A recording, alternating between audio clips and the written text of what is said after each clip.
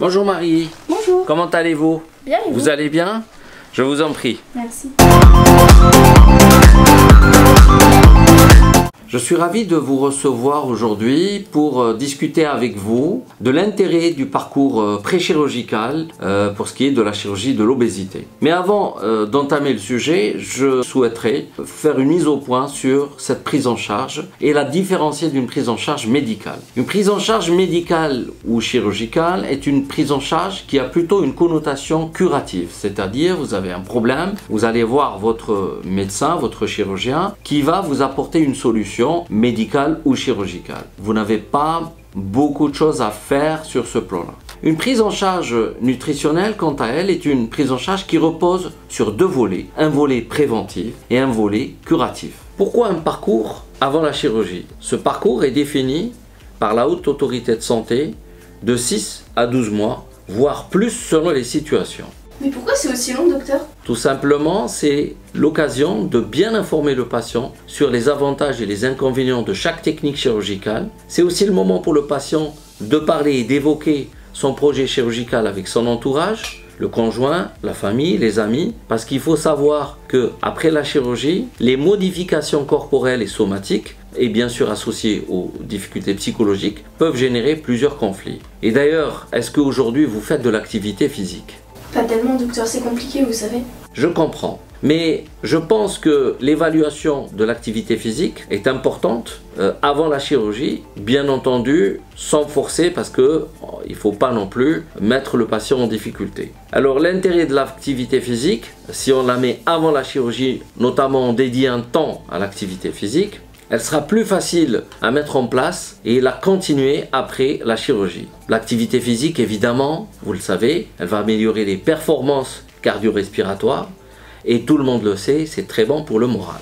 Ensuite, il faut bien entendu profiter de ce moment pour évaluer l'état psychologique du patient à travers des entretiens, plus ou moins associés à des tests psychométriques, aborder en toute simplicité l'intervention et ses suites, pour bien comprendre les motivations du patient, pour connaître ses attentes et pour discuter des éventuelles difficultés. Car l'impact peut être considérable sur la vie personnelle et relationnelle. C'est aussi l'occasion de donner des consignes diététiques précises pour la période du post-opératoire, à savoir privilégier dans un premier temps une alimentation mixée, éviter les fruits et légumes parce que ça peut accélérer le transit, boire en dehors des heures de repas, etc.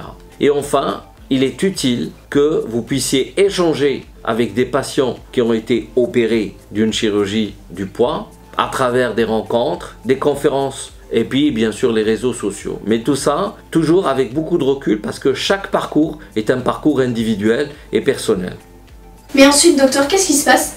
Déjà, un point important, il faut bien comprendre que la chirurgie n'est pas une solution miraculeuse et définitive. Que la chirurgie est un outil précieux qui va vous permettre d'atteindre peut-être votre objectif.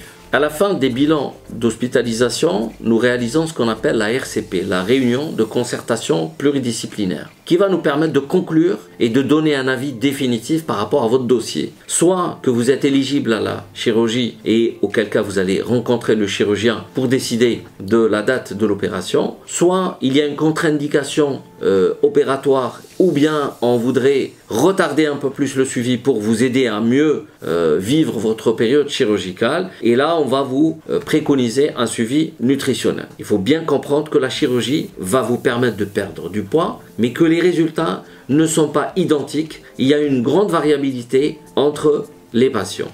Pour atteindre votre objectif de façon réaliste, il est très important d'entretenir votre motivation par rapport au suivi. Et bien sûr, de mettre en pratique les conseils et les recommandations alimentaires, sportives, psychologiques, etc.